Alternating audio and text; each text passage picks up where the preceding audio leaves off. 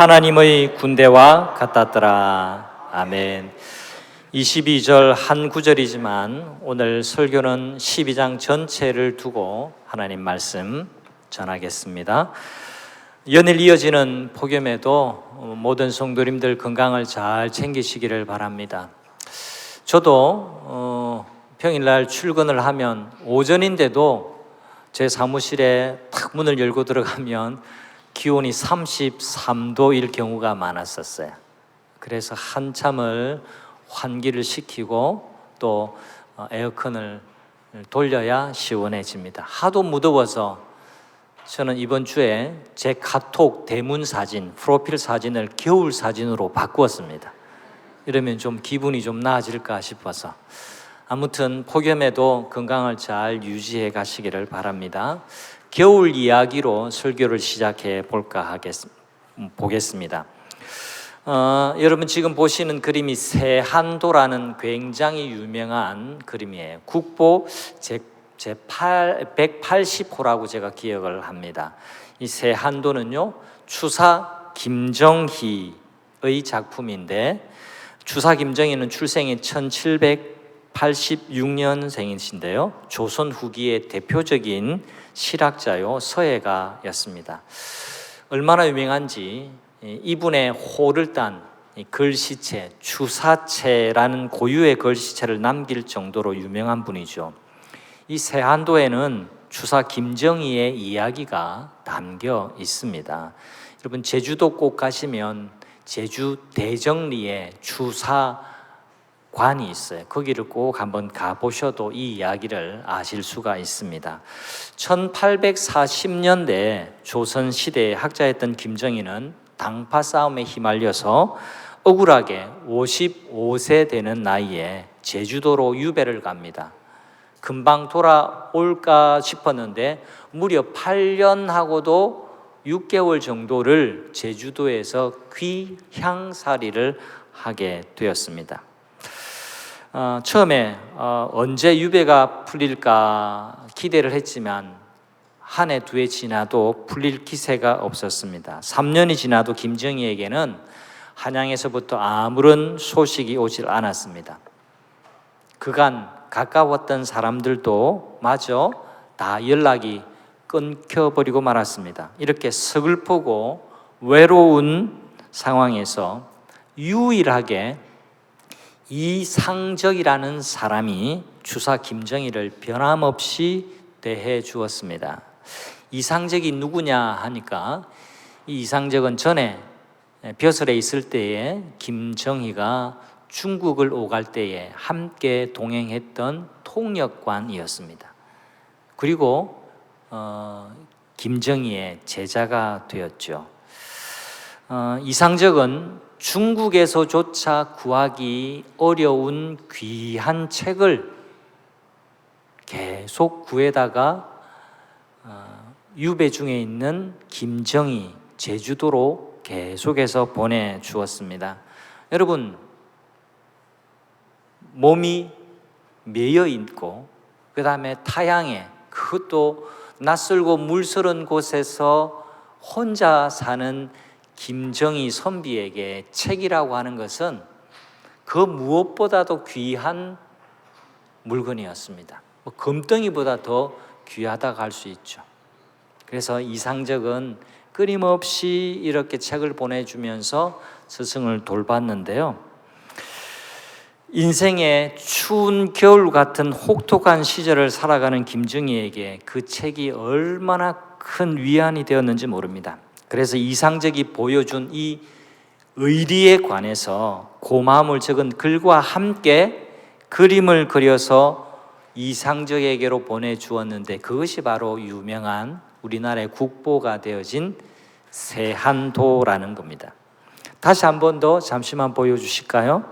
세한도 뜻은요, 한겨울에 추운 날씨가 되어서야 소나무와 측백나무가 시들지 않음을 안다라는 뜻입니다. 작고 초라한 집, 저기 보이는 작고 초라한 집은 추사 김정희를 말해줘요. 추사 김정희가 머물렀던 한 칸 초가집을 그려 놓았고요.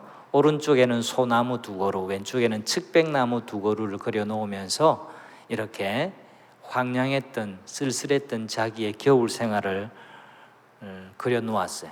근데 여름에 풀 흐를 때는 몰랐는데 겨울이 되고 나니까 다른 건 다 시들어버리고 낙엽을 떨구었는데 이 소나무만이 내 곁에서 푸른 잎을 간직한 채 자기를 지켜주고 있는 것이 마치 처량하고 외로운 자기 신세를 곁에서 끊임없이 돌봐주고 책을 보내준 당신, 이상적 당신이 바로 늘 푸른 이 소나무와 같소라는 그 글을 함께 적어서 이렇게 보내주었던 겁니다.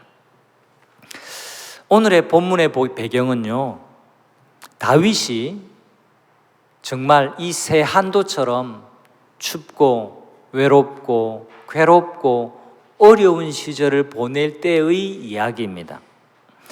다윗이 사울을 피해 도망 다니던 때였어요. 다윗에게도 춥고 배고프고 급박하고 곤란하고 어렵고 힘든 시간이 많았습니다. 여러분, 우리가 정확하게 알아야 돼요. 다윗이 하루아침에 갑작스럽게 왕이 되지 않았다라는 점을 우리가 간과하면 안 됩니다. 굉장히 긴 세월, 10여 년도 더 되는 세월을 사울의 칼날을 피해서 방랑자처럼 도망자로 그는 쫓기고 쫓기면서 일촉즉발의 상황을 겪으면서 그는 목숨을 건지는 그런 긴장된 삶을 살다가 나중에 왕이 되었다라는 것을 잊으면 안 됩니다. 다윗 또한 추웠던 인생의 겨울의 삶이 있었습니다. 역대상 12장은 바로 그때 다윗과 함께 했던 특별한 사람들의 명단을 남겨놓고 있습니다. 왜 이 역대상 기록자는 이들의 이름을 남겨놓고 있을까요? 1장부터 9장까지 2주간 걸쳐서 족보 이야기를 들었습니다만, 족보야 원래 족보가 그런 거니까 많은 사람들의 이름을 남겨놓는다 손치더라도 이제 족보의 틀을 벗어나서 이제 역사의 이야기를 하면서 많은 사람들의 이름을 남겨놓고 있습니다. 왜 남길까요? 족보도 아닌데. 그 이유는 이 사람들의 이름, 바로 이 사람들이 특별한 사람들이었기 때문에 그렇습니다. 다윗의 형편이 가장 어려웠을 때에 찾아와서 다윗의 손을 함께 잡아준 늘 푸른 소나무와도 같은 사람들이었기 때문에 성경은 이들을 주목하고 기록에, 역사에 이들의 이름을 남기고 있습니다. 자, 다시 오늘 본문 22절 말씀을 유심히 읽어보겠습니다. 함께 합니다. 그때에 사람이 날마다 다윗에게로 돌아와서 돕고자 하며 큰 군대를 이루어 하나님의 군대와 같았더라. 이상적 혹은 이 외롭고 추웠던 시절에 함께 주었던 사람, 이 사람을 굉장히 특별하게 바라보고 있는데 이 사람을 일컬어서 하나님의 군대와 같았더라라고 역사의 기록자가 자기의 사관, 자기의 관점을 딱 넣어서 이들에 대한 설명을 덧붙이고 있는 구절이 바로 22절입니다.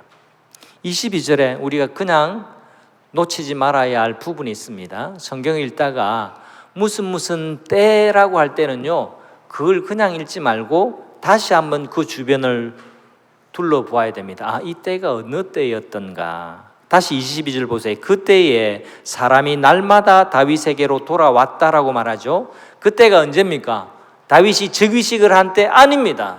다윗이 왕으로 통치할 때 아닙니다. 그때는 다윗이 아직 사울의 칼과 창에 쫓기는 아주 급박한 때, 인생의 겨울과도 같은 시기였습니다.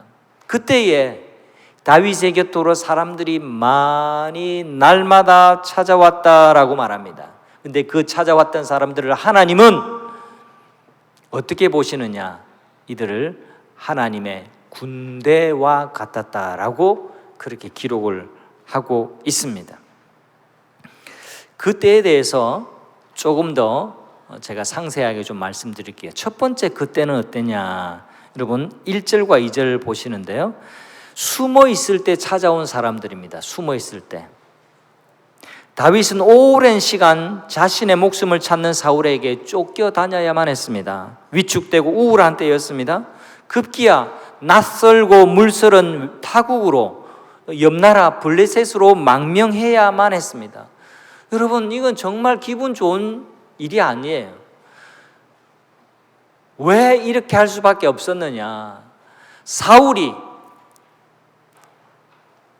전국을 다 다니면서 전국의 군사를 다 보내면서 다윗을 잡아 죽이려고 하고 있기 때문에 그래요. 그리고 이 기세가 다윗을 잡기 전에는 이 작전을 거두지 않을 기세였기 때문에 어쩔 수 없이 다윗도 국내를 떠나서, 국외는 사울의 치외 법권 지역이니까 옆나라 블레셋 땅으로 가서 거기에 정치 망명을 하게 됩니다.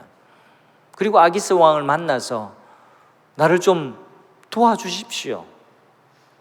다윗이 얼마나 유명한 사람인지 그 옆나라도 알았거든요. 그 블레셋의 왕 아기스가, 그래, 당신같이 거물급 인사가 왔는데 소홀히 할 수 없죠. 시글락이라는 마을을 줄 테니까 거기에서 여러분은 거주하고 생활을 하십시오 라고 그렇게 허락을 해 주었습니다. 바로 이때는 룰루랄라 기분 좋은 때가 아니에요. 얼마나 서글프고 힘든 때였겠습니까? 여러분 외국 생활 해보셨나요? 외국 생활이 그리 만만하지 않습니다. 얼마나 생소한 것이 많겠어요. 그리고 얼마나 주변에 경계하는 사람들이 많겠어요. 얼마나 처음부터 다시 시작해야 하는 것들이 얼마나 많습니까? 근데 바로 그때가 다윗의 형편이었다라는 겁니다. 그런데 바로 이때 다윗의 곁을 지켜준 사람들이 있었습니다. 역사는 그들의 이름을 남기고 있습니다. 우리 1절과 2절을 같이 보겠습니다. 성경을 펼치시고 함께 봅니다. 제가 읽어볼게요. 준비되어 있는 화면 보시고요. 다윗이 기스의 아들 사울로 말미암아 시글락에 숨어 있을 때에, 이 표현이 중요합니다. 시글락에 숨어 있었대요. 당당하게 있을 때가 아닙니다. 사울의 칼날을 피해서 숨어 있을 때에 그에게 와서, 다윗에게 와서 싸움을 도운 용사 중에 든 자가 있었으니 그들은, 이제 잘 보세요, 활을 가지며 좌우 손을 놀려 물매도 던지며 화살도 쏘는 자요 베냐민 집파 사울의 동족인데 그 이름은 이러하니라 하고 그 이름을 이렇게 계속 남기고 있는 겁니다. 여러분, 당시의 전투는요 다 몸으로 하는 전투예요. 요즘처럼 드론을 띄워서 뭐 폭격을 하거나 미사일을 쏘거나 뭐 탱크를 몰고 가고 그런 전쟁이 아닙니다. 이 당시의 전쟁은 다 내 몸 가지고 하는 백병전이었습니다. 만약 오른손잡이가 오른손을 다치게 되면 손실이 엄청납니다. 군사력이 굉장히 하락됩니다. 근데 전투를 수행하기가 어렵잖아요. 이게 좀 어렵습니까? 군대 이야기 하니까 우리 자매님들이 좀 관심이 들어간 것 같은데, 주방 이야기를 해봅시다. 여러분 이렇게 막 하다가 오른손을 다쳤어요. 다쳤으면 칼을 질을 이제 어느 손으로 해야 됩니까? 왼손으로 해야 되는데 왼손으로 잘 되나요? 잘 안 되죠. 잘 안 돼요. 이럴 때는 어떻게 해야 될까요?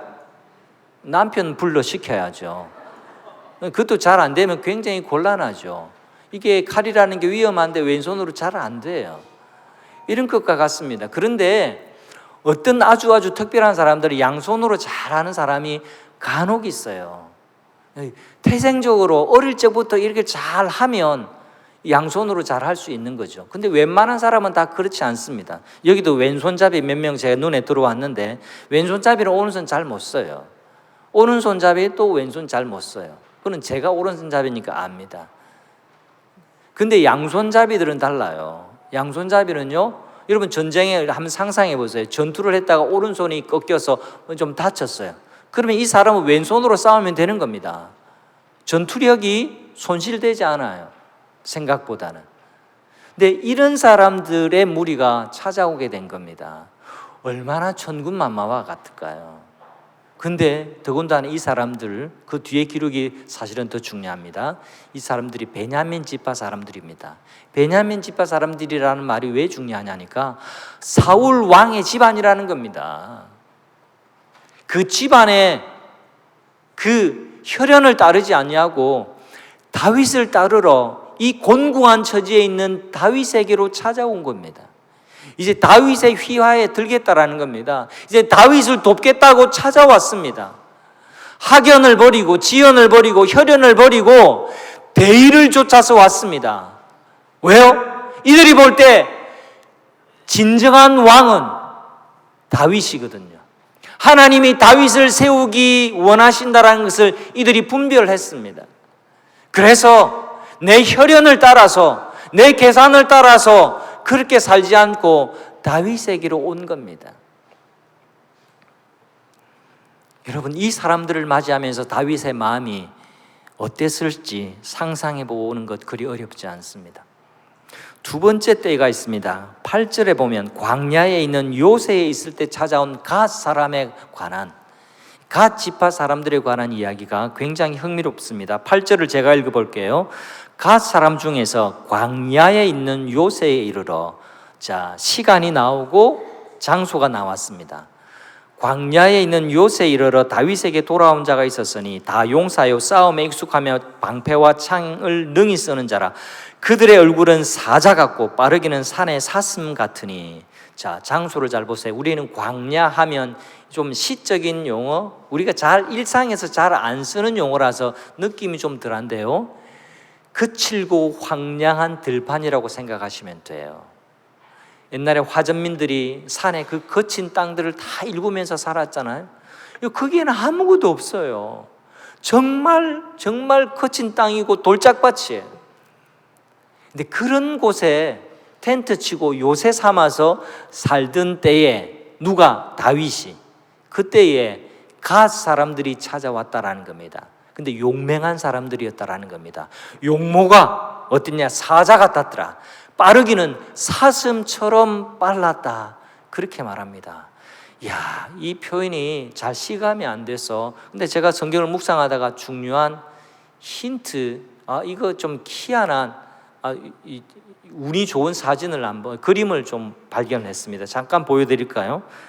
여러분, 이 상상으로 묘사한 그림이지만, 이야, 이 딱이다 하고 내가 보여드려야 되겠다는 생각을 했습니다. 여러분, 이들의 얼굴은 사자가 같았고 빠르기는 사슴과도 같았다. 그렇게 했는데요, 이들이 바로 거칠고 황량한 땅으로 찾아와 준 사람들이었습니다. 놀라운 것은 찾아온 사람들이 보통의 사람이 아니었습니다. 여러분, 지금 이 보시는 이 이미지가 보통의 사람처럼 보이나요? 나하고 한판 붙어볼 만한 사람으로 보이십니까? 보기만 해도 야, 전사다라는 느낌이 들잖아요. 예, 내리시고, 여러분, 군인도 다 같은 군인이 아닙니다. 여러분, 저는 아주 평범하지만 특수부대입니다. 네, 아주 평범한 부대에 있는데 진짜 특수부대 요원들은 달라요. 우리 남자 성도님들 가운데 특수부대 출신의 분들 이야기 가끔 들어보면요, 훈련도 다르고 막 이 체격도 달라요. 보통 사람하고는 좀 달라요. 이거 딱 위용부터 남다릅니다. 여러분, 저같이 평범한 사람이 요즘 젊은이들이 많이 보는 UFC 격투기 선수랑 이걸 한번 맞붙는다 하면 상상해 보세요. 달라요. 그분들은 먹고 자고 쉬고 또 하는 것들이 다 그런 타격하고 사람들을 꺾고 사람들 싸워 이기는 것 하는 사람이기 때문에 가끔 운동하는 저 같은 사람하고는 견줄 바가 아닙니다. 급이 다르다는 거예요. 근데 다윗을 찾아온 갓 사람들 보니까 급이 달라요. 또 다른 설명을 보면 이렇습니다. 연관해서 흥미로운 기록이 있는데요, 15절 말씀입니다. 15절 말씀 볼까요? 정월에 요단 강물이 모든 언덕에 넘칠 때에, 이 말이 그냥 넘어갈 말이 아닙니다. 여러분, 이때에 이 무리, 이 갓 사람들, 이 용사들의 무리가 강물을 건너서 골짜기에 있는 모든 자에게 다가갔는데, 이 골짜기에 원래 살던 원주민들이 동서로 다 도망을 가버렸다. 이런 흥미로운 기록이 있어요. 여러분, 조금 전에 보여드렸던 그 그림 여러분 다시 한번 떠올리면서, 이 사람들이 정월에, 여러분 정월이면 아직 겨울이에요. 겨울에 강물이 넘실거리는 그때에, 그 당시에는 뭐 강한 대교 이런 게 있을 때가 아닙니다. 뭐 나룻배 이게 아니에요. 그냥 자기 몸으로 강물을 건너서 이 골짜기에 있는 사람들을 잡으러 간 거예요. 생각해 보세요. 저 모양새에 그냥 정월에 들어갔다 나오니까 몸에서는 김이 모락모락 나는 겁니다. 막 얼굴도 얼마나 사자 같습니까? 그 모습 보고 싸워보기도 전에 두려움을 가져가지고 동쪽 서쪽으로 다 혼비박산하고 다 도망갔더라라는 흥미로운 기록이 있습니다. 세 번째 또 그때에 함께한 사람들을 설명하는데요, 시글락으로 갈 때입니다. 이 시점은 사무엘상 전체 이야기를 여러분 기억을 떠올리는 게 필요한데요, 다윗이 블레셋으로 정치망명을 한 뒤에 어떤 일이 생기냐니까 전쟁을 하게 됩니다. 전쟁을 하게 되는데 그냥 얻어먹을 수는 없잖아요. 역할을 해야 되니까 다윗이 우리도 나가겠습니다, 전장에. 그래서 다 끌고 나갔습니다. 그런데 블레셋의 다른 장수들, 이 다윗과 어깨를 겨루는 다른 장수들이 그 왕 아기스에게 불평합니다. 아니 저 사람이 이 칼뿌리 창을 이렇게 우리한테 되돌려서 우리를 배반하면 어쩌려고 저 군대를 데리고 갑니까?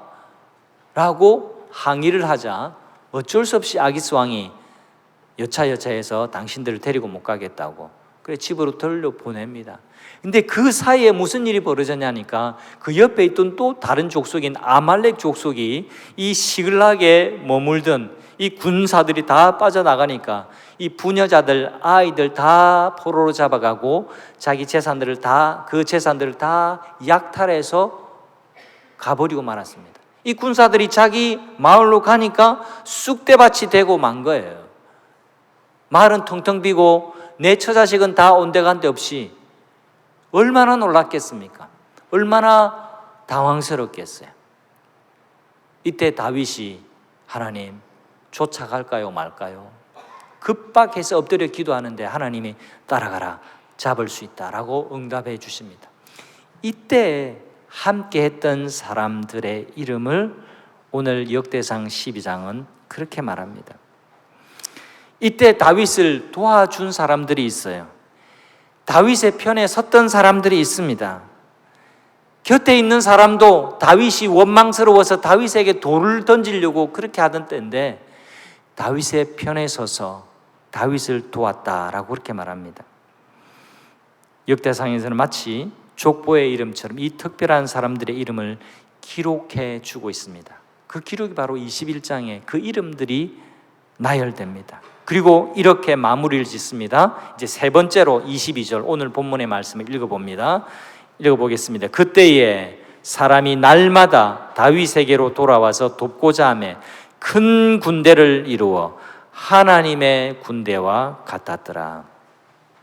다윗이 가장 힘들 때 찾아와 준 사람들을 역사의 기록자는 하나님의 군대와 같았더라라고 표현합니다. 성도 여러분, 이 표현이 너무너무 중요합니다.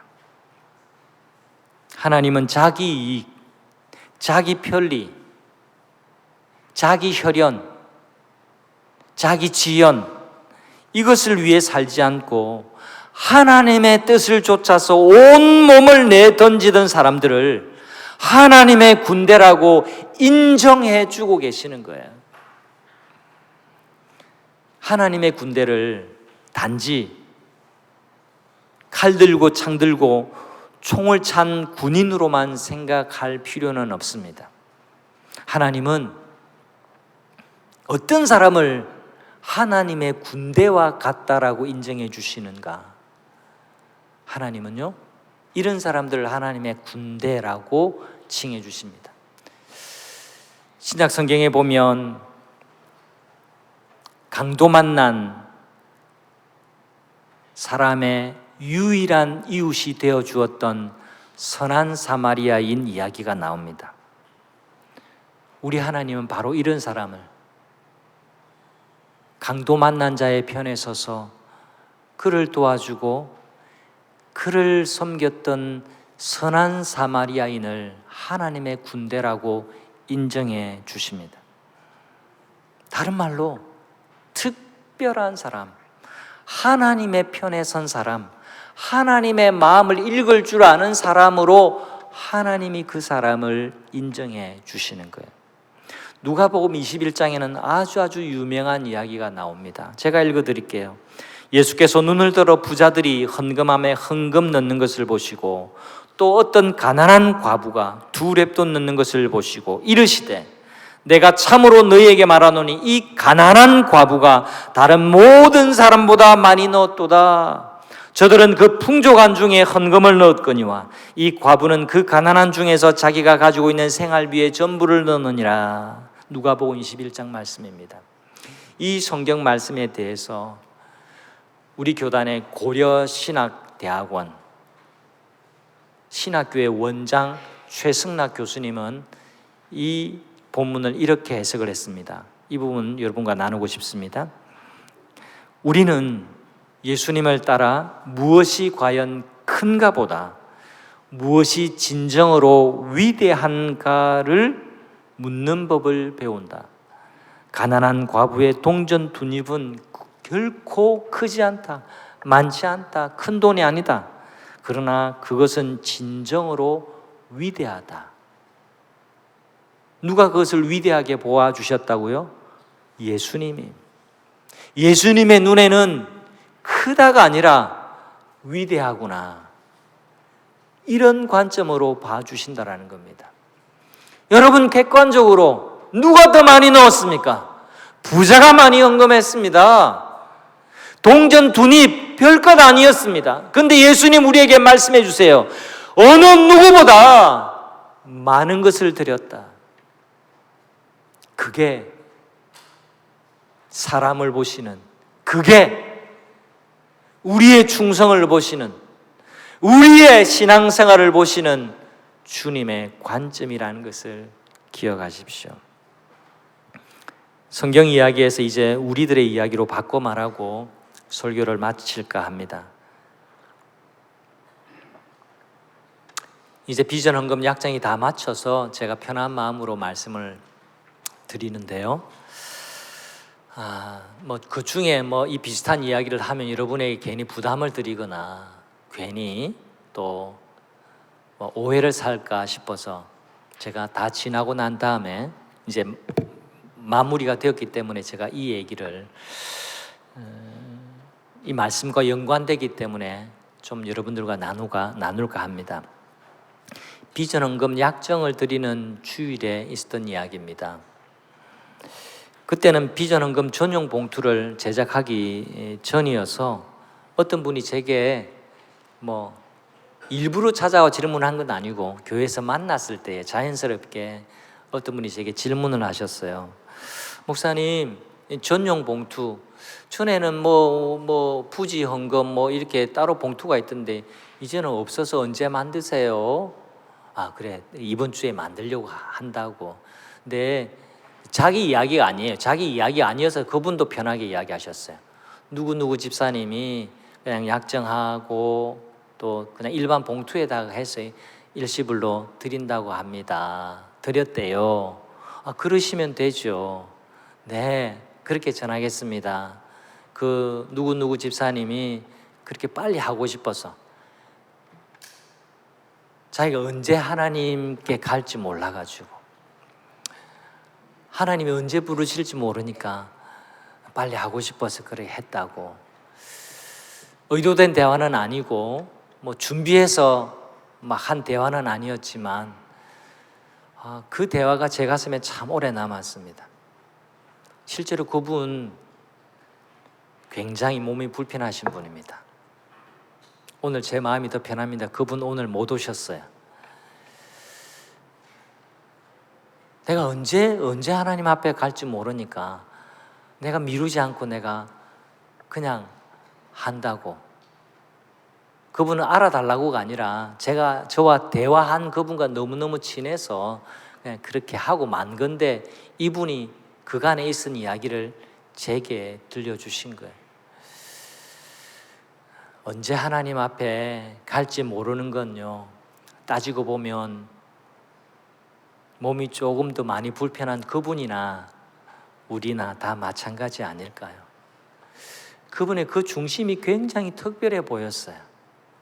액수 저는 그렇게 따지지 않습니다. 그분의 그 마음이 정말 귀하게 느껴졌어요. 하나님이 과부의 두 랩돈 이야기처럼 이분의 헌금약정을 정말 귀하게 보시겠다, 그런 생각이 들었어요. 한 주간 이 말씀을 하나님의 군대와 같았더라, 이 말씀을 묵상하는 가운데 이분이야말로, 우리 교회 이분이야말로 정말 하나님 보실 때에 아주 특별한 사람 아닐까, 하나님이 내 편이구나 라고 느끼시지 않을까, 그런 마음이 들었어요.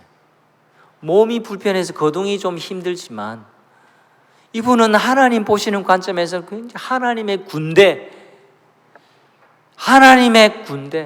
영적인 싸움을 싸우는 이 전장 속에서 하나님의 편에서는 하나님의 군대와 같은 사람이 아닐까, 그런 감동을 제게 주셨습니다.